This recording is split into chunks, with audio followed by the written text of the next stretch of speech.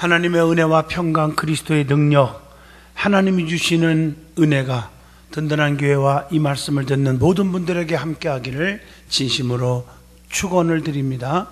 시편 122편 1절로 9절을 통해서 예루살렘을 향한 다윗의 고백이라 하는 말씀을 드리고자 합니다. 성경에 보면 이 사람이 살아가면서 고백이 얼마나 중요한가를 가르쳐주고 있습니다. 우리 예수님께서도 아주 고백을 좋아하십니다. 그래서 주는 그리스도시요 살아계신 하나님의 아들입니다, 이렇게 고백을 했을 때 우리 주님께서 바요나 시몬아 네가 참 복이 있다고 칭찬을 해주셨습니다. 시편 18편에 봐도 나의 힘이 되신 여호와여 내가 주님을 사랑합니다. 주는 나의 반석이시고 산성이시고 요새시고 구원의 뿌리시고 피할 바위십니다. 얼마나 우리 하나님 기뻐하는지 모릅니다. 여러분, 시편 121편만 봐도 나의 도움이 어디서 올꼬 천지를 지으신 하나님밖에 없습니다, 이렇게 고백할 때 하나님 너무 기뻐하시는 것입니다. 우리가 인간관계에서도 마찬가지입니다. 사랑합니다, 존경합니다, 너무너무 그 상대방에게 힘이 되는 얘기 아니겠습니까? 특별히 성도들이 부모나 남편, 아내, 자식, 또 목사님들이나 또 성도들에게, 장로님들에게 여러분 인사하는 것도 마찬가지예요. 항상 힘내세요, 제가 있잖아요. 이게 얼마나 힘이 되는 말인지 몰라요. 그런데 속을 바가지로 쓰기는 사람은 이 말하기가 힘들겠죠. 네가 있다니 너 때문에 머리 다 뽑아진다, 이렇게 나오면 곤란하지 않겠습니까? 특별히 설교 시간에도 마찬가지입니다. 설교 끝난 다음에 성도가 목사에게 애쓰셨습니다, 그러면 참 뭔가 찝찝해요. 땀을 뻘뻘 흘리고 설교를 한 것 같은데 뭐 이렇게 별 가슴에 와닿는 게 별로 없습니다. 꼭 그런 뜻 같아요. 그건 안 돼요. 뭐라고 해야 돼요? 오늘 큰 은혜 받았습니다, 이 한마디가 그날의 피곤을 다 없애버리는 줄로 믿습니다. 이 말 한마디가 정말 중요한 거거든요. 특히 신자들이 신앙적으로 신앙 고백을 할 때 아주 아름다운 일이요 하나님의 은총을 받게 되는 줄로 믿습니다. 오늘 본문 시편 122편을 보면 다윗이 하나님을 너무너무 사랑하기에 예루살렘 성전을 너무 사랑했고, 그리고 예루살렘 성전을 향했고 그 성전을 위해서 늘 힘쓰고 기도했다는 그 모습을 찾아볼 수가 있었습니다. 그래서 다윗이 예루살렘 성전을 향해서 신앙적으로 고백하고 있는 모습이 오늘 본문의 말씀입니다. 그러면 다윗이 어떤 고백을 했는지 오늘 말씀을 통해서 저와 여러분이 뜨거운 감동적인 은혜의 시간이 되기를 바랍니다. 제일 첫 번째, 다윗은 오늘 본문 1절에 사람이 내게 말하기를 여호와의 집에 올라가자 할 때 내가 기뻐하였도다, 이렇게 기록되어 있어요. 다윗은 하나님의 집에 올라갈 때 기뻐했음을 고백합니다. 성도는 성전에 올라갈 때 가장 기뻐해야 될 줄로 믿습니다. 성전에 올라가는데 왜 기쁠까요? 성전은 하나님을 만나는 곳이기 때문입니다. 요한복음 4장 24절, 성전은 하나님 앞에 신령과 진정으로 예배하는 곳이기 때문입니다. 마가복음 11장 17절에 보면 성전은 만민이 하나님을 향해서 기도하는 집이기 때문입니다. 그래서 하나님은 이 성전에서 예배를 통해서 말씀을 듣게 되고, 하나님의 말씀은 성전에서부터 축복으로 흘러올 줄로 믿습니다. 이사야 2장 3절이나 미가서 4장 2절에도 말씀하고 계십니다. 그러므로 성전은 하나님의 집입니다. 누가복음 19장 47절의 말씀. 그래서 성전에는 기능이 있어요. 어떤 기능이 있을까? 마가복음 12장 35절 보면 성전의 기능은 하나님의 백성에게 말씀을 가르치시는 데 있습니다. 성전에서 말씀이 사라지면 성전의 기능은 사라지게 되는 거예요. 마가복음 11장 15절의 말씀입니다. 예수님도 성전에서 말씀을 전하고 말씀을 가르쳐줬다고 누가복음 19장 47절에 분명히 말씀합니다. 성도는 하나님의 집에 자주 올라가는 자가 되어야 합니다. 은혜 받고 신앙생활을 하면 성전에 자꾸 가고 싶은 거예요. 성전에서 하나님을 만나는 거예요. 체험을 하는 거예요. 우리가 하나님을 진정으로 사랑한다면 하나님을 자꾸 만나고 싶어 하는 거예요. 만나는 장소가 하나님의 성전이라는 거 아셔야 합니다. 그래서 아무리 멀어도 성전에 올라가는 거예요. 예? 나의 도움이 어디서 올꼬? 천지를 지으신 하나님께로소이다. 그 하나님은 졸지도 아니하시고 주무시도 아니하시고 낮에 해가 밤에 달이 너를 상치 아니할 것이며 너희의 출입을 지금부터 영원까지 지키시리라. 성전에서 하나님을 위해서 일할 때 우리 하나님은 너무 기뻐하고 너무 즐거운 거라는 것입니다. 그러나 은혜 받지 않고 신앙생활을 하면 모든 것들이 즐거움이 아니라 고역이 되는 것입니다. 두 번째, 다윗은 성전을 너무 많이 사랑했다고 고백합니다. 본문 2절로 3절에 예루살렘아 우리 발이 네 성문 안에 섰도다. 예루살렘아 너는 잘 짜여진 성읍과 같이 건설되었도다. 이렇게 고백을 합니다. 성전을 사랑하는 것이 주님을 사랑하는 것과 똑같은 원리입니다. 교회는 그리스도의 몸이기 때문입니다. 에베소서 1장 23절 교회는 그의 몸이니 만물 안에서 만물을 충만케 하시는 이의 충만함이니라 이렇게 말씀하고 계셔요. 사울이 교회를 엄청나게 핍박을 했어요. 그런데 주님은 분명히 네가 나를 박해했다 이렇게 말해요. 사도행전 9장 4절에 그렇게 말했어요. 다윗의 발이 성문 안에 있었다고 하는 2절의 고백, 너무 아름다운 고백이잖아요. 성도는 항상 성전 안에 거하여야 된다는 얘기죠. 우리의 발이 성전 안에 들어와야 된다는 것입니다. 자, 성경에 보면 성전 미문의 안진뱅이, 성전 안에 두르지 않고 밖에 미문입니다. 그 안진뱅이는 육적인 사람의 모델입니다. 그는 거지였습니다. 누가 어보다 놔야 먹고 살았어요. 남의 신세만 짓고 사는 자였어요. 그는 육의 사람이에요. 먹을 것만 구걸하고 있었어요. 성전 안에 들어오지도 않았고 거기 성전 안에 무엇이 있는지, 왜 사람들이 성전 안에 들어가는지 전혀 관심이 없었습니다. 오직 먹을 것에만, 먹고 사는 것만 관심이 있었다는 거죠. 그래서 사람이 지나가면 저 사람이 나에게 한 주먹 줄까, 두 주먹 줄까, 동전 하나만 줄까, 그것만 판단하고 있었습니다. 그러나 수많은 사람들이 지나가면서 동전 하나씩 던져줬겠지요. 그러면 내일도 모레도 죽을 때까지 이 거지는 평생 그렇게 살아야 돼요.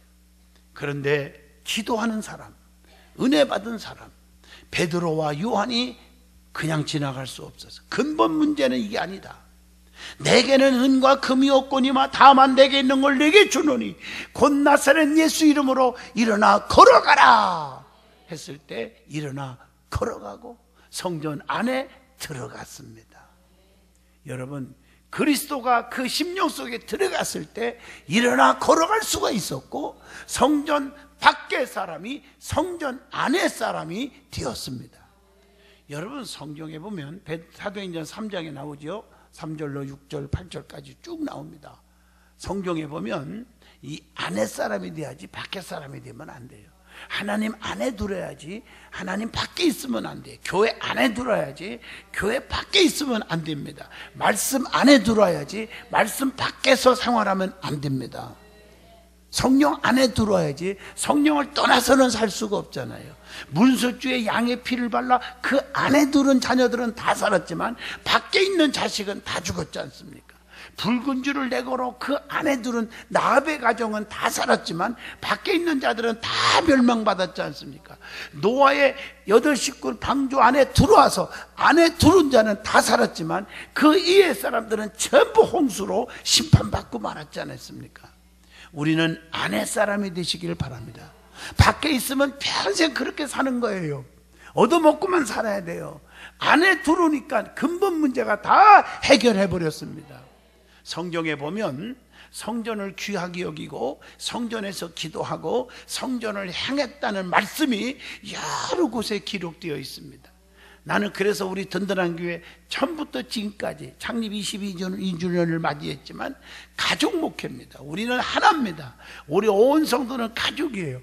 아마 전 세계를 다녀봐도 우리 교회처럼 성도들끼리 모여서 선교도 가고 여행도 막 다니고 1년에 서너 번씩 5, 6번씩 어떤 때는 막 제주도도 가고 유럽도 가고 미국도 가고 그냥 선교지도 가고 집회도 참석하고 아마 그런 게 거의 없을 거예요. 우리는 가족입니다. 우리는 서로를 위해서 붙잡고 기도하고 축복해주고 덮어주고 서로 이해하고 감싸고 용기를 주고 이런 교회가 되는 줄로 믿습니다. 그래서 든든히 성하는 교회, 성전이 중요한 거예요. 성전, 모든 삶의 포커스를 성전에다 맞추시면 절대로 불행하지 않아요. 그 성전 중심의 삶으로 바꿔줘야 됩니다.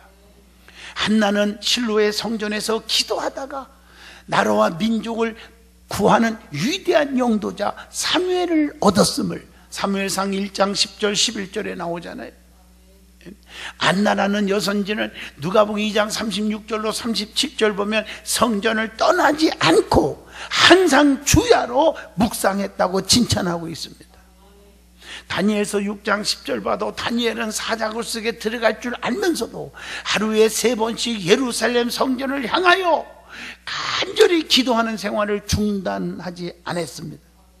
그래서 사자굴 속에 들어갔지만 사자의 입을 봉해버리는 하나님의 특별 은총을 받는 자가 된 줄로 믿습니다. 이처럼 하나님의 성전 안의 사람이 되시기를 바랍니다. 그리고 하나님이 지켜주시는 예루살렘임을 고백을 하고 있어요. 그래서 오늘 3절에 예루살렘아 너는 잘 짜여진 성읍과 같이 건설되었도다. 치밀하게 건설된 성읍 예루살렘이라고 고백을 합니다. 예루살렘 성은 그 위치나 건축의 애역면에 있어서 다른 성읍들과 별다른 차이를 보이지 않을 수 있지만 그 성은 믿음으로 아름다웠고 세밀한 성읍이 될 수 있었다고 말하는 것입니다. 하나님의 백성된 우리는 세상의 관점에서 보면 특별한 능력이 없는 평범한 사람일 수도 있습니다. 하나님의 관점은 사람의 관점과 같지 않습니다. 약한 자를 들어 강한 자들을 부끄럽게 하십니다. 고린도전서 1장 27절의 말씀입니다. 예루살렘을 성경에 어떻게 표현했습니까? 성경에 보면 시편 147편 2절에 보면 여호와께서 예루살렘을 세우시며 이스라엘에 흩어진 자들을 모으시며, 즉 하나님이 세우셨다고 표현합니다. 교회는 하나님이 세우셨습니다. 그래서 찬송가 가사에 피 흘려 사신 교회를 늘 사랑합니다. 208장 찬송 아닙니까? 사도행전 20장 28절에도 나옵니다. 특별히 마태복음 16장 18절에 내가 내 교회를 세우리니 음부의 권세가 이기지 못하게 하리라. 가난마귀, 저주마귀, 질병마귀, 실패마귀, 낙심마귀가 덤비지 못하게 하리라 약속하고 있습니다. 그래서 예루살렘을 거룩한 성이라고도 마태복음 4장 5절에 표현하고 있습니다. 또한 에레미야 3장 17절 보면요, 예루살렘을 하나님의 보좌라고도 표현하고 있습니다. 또 갈라디아서 4장 26절 보면 예루살렘을 어머니로 비유하고도 있습니다. 교회는 하나님이 지켜주시기 때문에 교회의 사명과 의무를 잘 감당하여야 합니다. 그 사명이 무엇일까요? 마태복음 28장 18절로 20절이나 사도행전 1장 8절에 보면 오직 복음 전파의 사명이 있습니다. 교회는 복음을 전해야 됩니다. 디모데후서 2장 1절로 2절 진리를 사수해야 할 사명이 있습니다. 그래서 이단 세력이나 안티 세력이 덤비지 못하도록 교회가 잘 하여야 합니다. 에베소 4장 11절로 15절에 성도를 온전케 하며 봉사의 일을 하여야 할 것입니다. 그리고 골로새서 3장 16절 보면 예배의 의무를 하여야 합니다. 뿐만 아니라 마태복음 28장 20절 보면 말씀을 가르치시고 증거하여야 할 의무가 있습니다. 그렇게 될 때 볼지어다 내가 세상 끝날까지 너희와 항상 함께 있으리라 하는 보장을 받게 되는 것이죠. 또한 마태복음 26장 11절에 구제하여야 할 의무가 있습니다. 또 로마서 15장 2절이나 고린도전서 14장 3절에 보면 덕을 세우는 일을 교회가 하여야 합니다. 그래서 어려운 자들, 또 사람들한테 힘듦을 당하는 자들에게 위로가 돼야지 그들에게 상처를 주거나 시험거리를 줘서는 아니 됩니다. 그 다음에 다윗의 발이 성전에 있었다고 그랬죠. 다윗의 발이 성전에 있었던 것처럼 교회에 머물러 있어야 된다는 뜻입니다. 한나가 사무엘을 낳자 성전에서 자라도록 했어요. 이게 중요한 거예요. 자, 세 번째 다윗의 고백은 본문 4절의 말씀입니다. 다윗은 규칙적인 예배를 드리며 감사하는 곳이 예루살렘 성전임을 고백하고 있습니다. 여러분들이 성전에 자꾸 곁눈질 하지 말고요, 하나님의 본교회 성전에 머무르셔야 돼요. 이게 중요한 거예요. 뿌리를 내려야 합니다. 그래야 성전에서 흘러나오는 생명수를 마실 수가 있어요. 오늘 본문에 보면 전례대로 성전에 올라갔다 이렇게 말씀하고 있어요. 이것은 이스라엘 백성들이 규칙적으로 성전에 모여서 하나님께 예배 드렸음을 말씀하고 있습니다.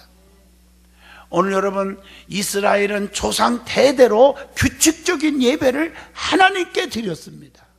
그러므로 성도는 예배하는 신앙을 자손들에게 물려주어야 될 줄로 믿습니다.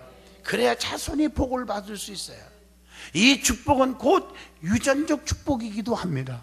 아브라함이 신앙생활 잘했더니 이삭이 축복을 받고, 이삭이 잘했더니 야곱이 축복을 받고, 야곱이 열심히 잘했더니 요셉이 축복을 받았잖아요. 저주받아도 싼 불의한 씨 솔로몬은요, 전무후무한 부귀영화, 전무후무한 지혜, 그리고 아버지 뒤를 이어 왕이 되고 그 하나 축복에 하나님의 성전을 건축하는 복을 누린 왕이 될 수 있었던 것은, 내가 너 보고 축복 주는 게 아니라 네 애비 다윗을 보고 내가 너에게 축복을 주었다고 했습니다. 여러분들은 내가 하나님 앞에 바르게 살고 성전에서 주의 일을 열심히 하면 자녀들의 길이 쫙 열릴 줄로 믿습니다.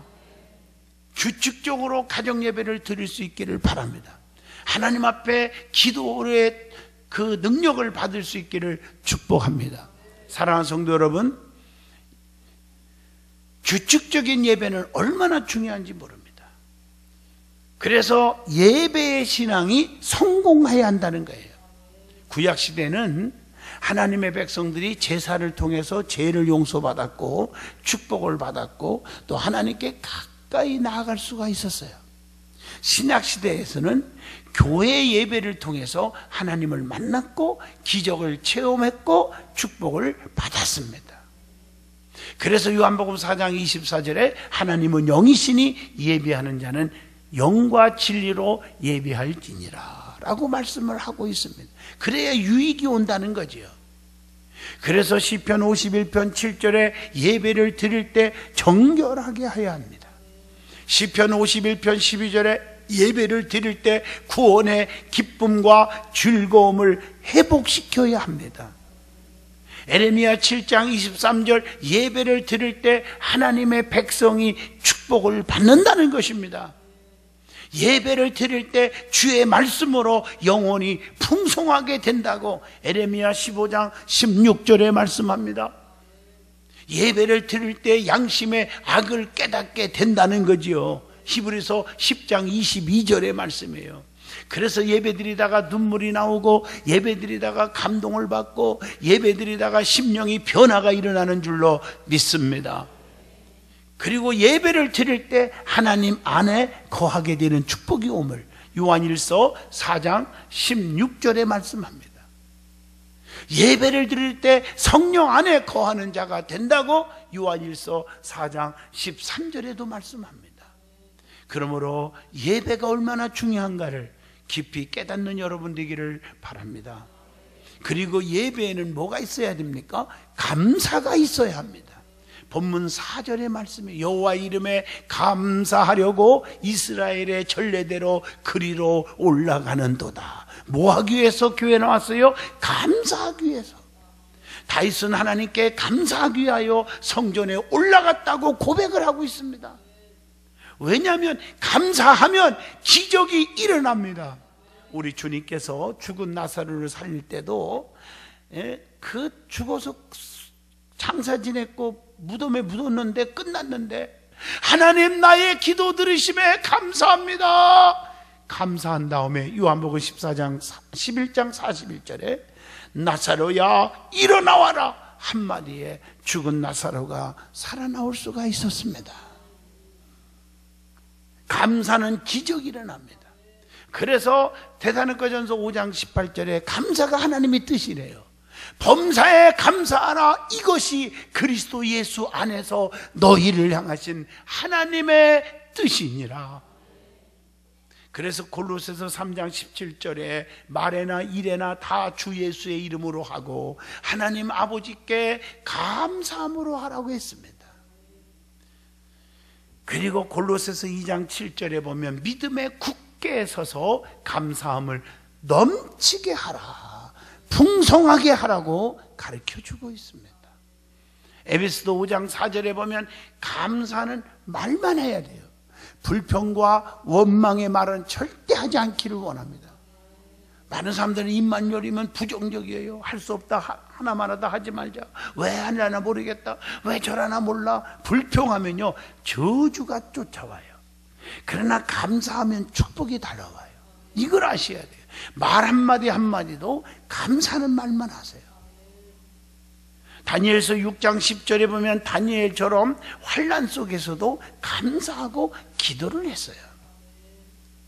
누가복음 17장 12절로 19절에 보면 한생병으로 다 죽게 됐지만 주님께서 너희들의 몸을 제사장 앞에 가서 보이라. 그래서 보이러 가다가 다 고침받았어요. 그런데요 한 명만 주님 앞에 나와서 사례했다. 감사를 보답으로 했어. 뭘 드렸는지는 모르지만 사례하고 감사했는데 9명은 그냥 가버렸어요. 그때 감사할 줄 모르는 9명이 어디 있느냐고 주님이 책망하고 찾으셨습니다. 감사하는 자가 되기를 바랍니다. 그러면 감사하지 못하는 이유가 뭘까? 왜 사람들이 감사를 못할까? 그 이유를 찾아봤어요. 사무엘상 25장 11절이나 전도서 5장 10절에 보면 탐심 때문에 감사를 못해요. 욕심이 너무 많아. 그래서 욕심이 잉태한 즉 죄를 낳고 죄가 장성한 즉 사망에 이르는 거예요. 그래서 마지막에 욕심이 막 부하면 마지막에 그것 때문에 멸망을 받는 거예요. 로마서 1장 21절 미련해서 감사하지 못한다 그랬어요. 고린도후서 3장 5절에 보면 스스로 만족하기 때문에 못해. 나는 이 정도는 됐어, 만족해. 이러니까 감사가 안 나오는 거예요. 감사가 넘치시기를 축복합니다.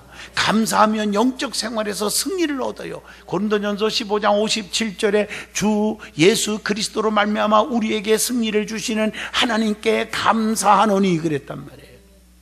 모든 환난에서 감사할 때 건져주신다고 시편 54편 7절에 말씀합니다.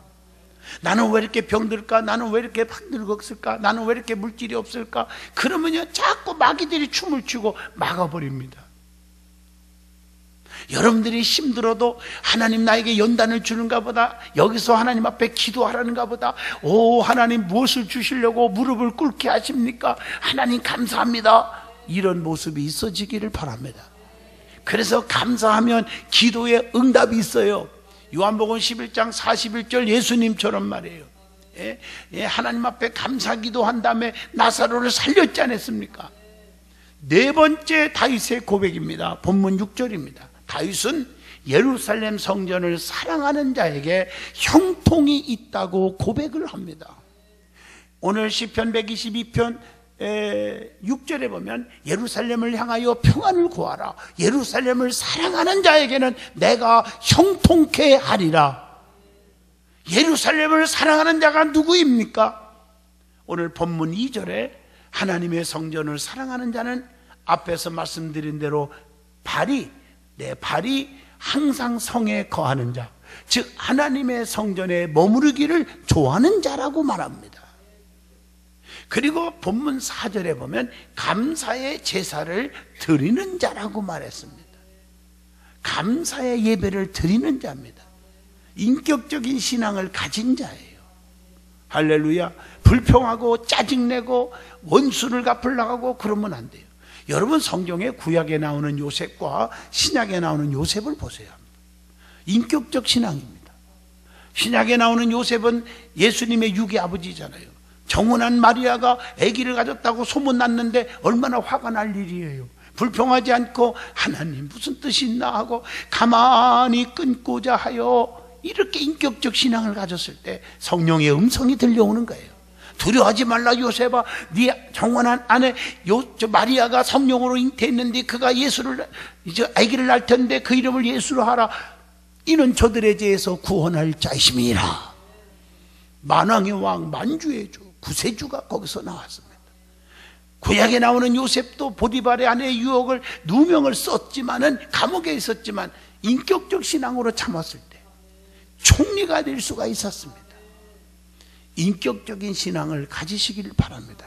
남의 허물만 들춰내기를 좋아하고 자꾸 남의 약점만 캐갖고 죽이려고 하지 말고 장점을 찾아서 용기를 주고 소망을 주고 자랑할 수 있는 인격적인 믿음의 사람들이 되시기를 바랍니다.